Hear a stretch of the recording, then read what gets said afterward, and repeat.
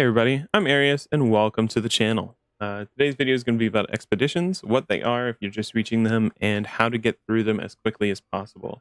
But before we get into the video, I'd just like to ask you to subscribe to the channel if you'd like more Outriders content, and leave a like in this video. It helps me to know what you guys want to see, and it helps the channel out a ton, so I'd really appreciate it. Well, let's get into the video. So what are expeditions? Expeditions are the end game to Outriders. As soon as you finish the main story and you're done traveling the map, you will be dropped here in the Outriders camp, and you will be given this new little table. This table will allow you to access expeditions, and whatever tier you start at will be dependent on your gear level at the time of opening this up. So I've seen a few people, if you go through the campaign on low world tiers, you might get started off at CT1, which is challenge tier 1. But if you go through on some of the higher difficulties, or if you farm up to world tier 15 before you touch these like I did, you might get started off somewhere in the 4 to 6 range of challenge tiers, which means you'll be a little bit ahead. So your challenge tier determines a lot. It determines two things. One, what the highest level of gear that you can equip is, and two, what the level of the actual enemies in that mission will be. So for instance, at challenge tier 7, you can have up to level 40 gear, and the enemies will be up to level 40 as well. This means that you're continuously scaling. Every time you reach a new challenge tier, the gear that can drop will get better and better, and you can even upgrade your own gear up to a higher level if you're not getting good drops. And the way you rank up between challenge tiers is by completing an expedition, any of the expeditions, at a certain tier.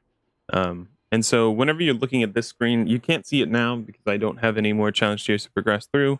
But whenever you're looking at the screen, you'll notice that underneath these time incentives, it'll have +1 tier at whatever level that you have to complete it.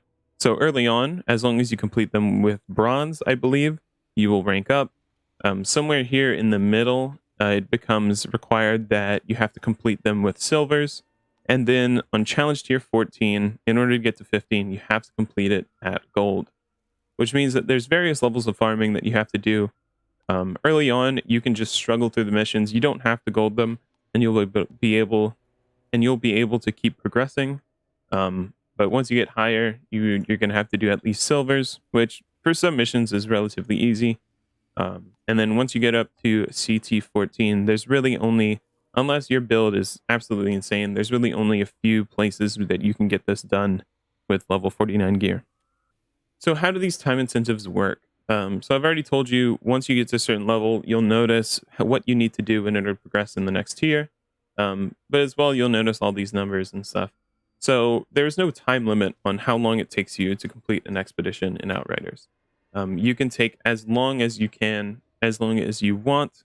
So for instance here, the just completed it tier is anything more than 22 minutes. But you'll notice the faster and faster you complete this, the better gear you get, and the higher chance that that gear will be higher rarity.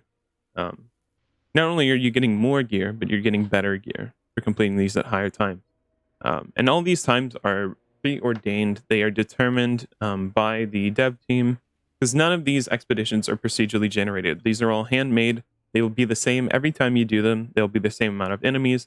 The only thing that might change is the damage and health scaling as their levels go up, or as you add people in co-op.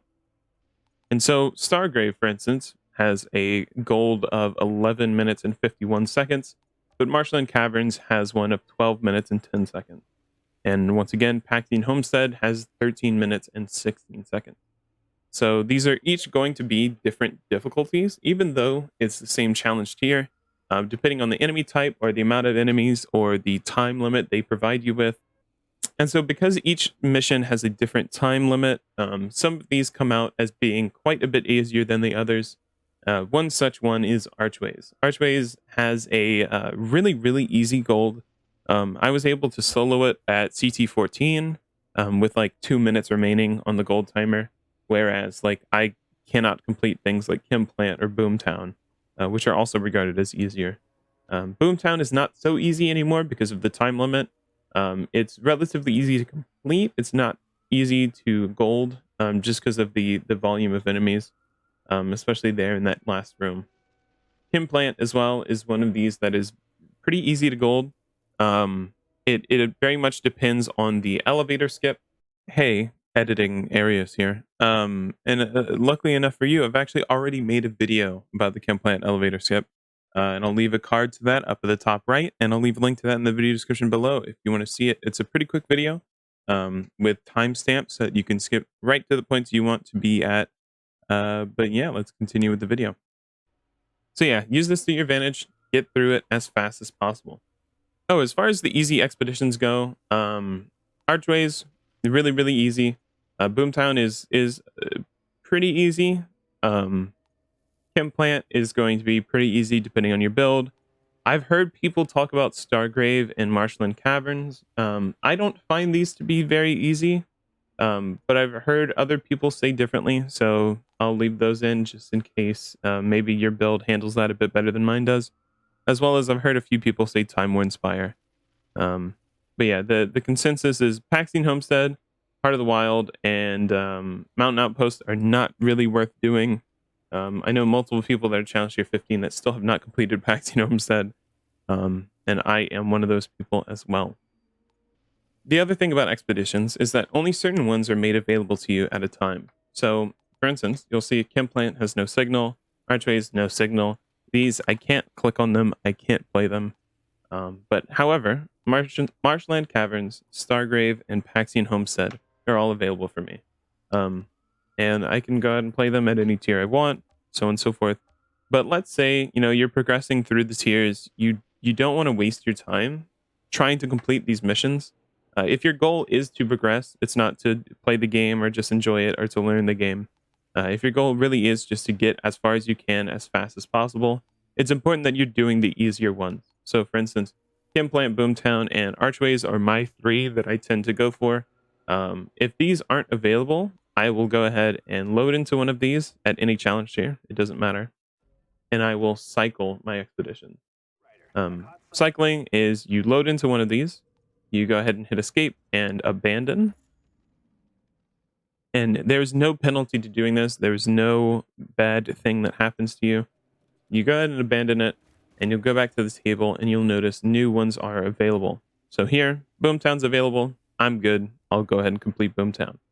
But again, if the 3 that I wanted weren't available, I'd go ahead and re-roll it again.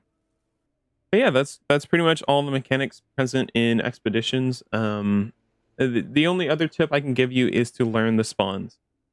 Because these aren't procedurally generated, these are handmade. Every enemy is going to spawn at the same place. There's always going to be the same amount of enemies. It's very easy to just learn the spawns and use that to your advantage.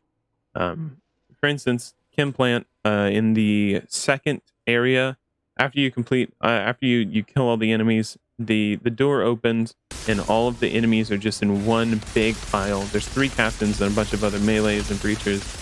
You can just, if you have a gun with bone shrapnel or fireworks or any of these like killing shot creates or does damage mods, you can 100% just decimate that room. Or if you're an anomaly power build, you can spam that room the second they spawn and just destroy them all. And the faster you do stuff like that, the ability to do stuff like that is what's going to push you to the golds that you're looking for. But yeah, 100% learn the spawns, do what you got to do. If you're stuck at any of these challenge tiers, go ahead and join the Outriders Discord. The official Outriders Discord has a great looking for group chat. They have it for PC, consoles, Stadia, and they have it for each of the regions as well. They have voice chats if you want to go ahead and hop in a voice chat with some people. They're 25 for NA and 20 for Europe, and then a bunch more for, I think there's Polish, Russian, and then global. So yeah, 100% use this. This is a great resource if you need some people to help you out, or if you're looking for a carry or any of that. There's a ton of different people in here. And if you like Discords, why don't you go ahead and join the Arius Community Discord, where I post updates whenever I post videos or go live, and we just chat about different things. But yeah, links to both of those will be in the video description below if you're interested. But yeah, that's about as much as I can give you as far as expeditions goes. I can put out some expedition gameplay if that's something you'd like. Go ahead and leave that in the video description below. But yeah, thanks so much for watching all the way through. Really do appreciate it. Leave a like on the video, subscribe to the channel. Helps out a lot. Helps me to know what you guys want to see. But yeah, thanks so much and take care.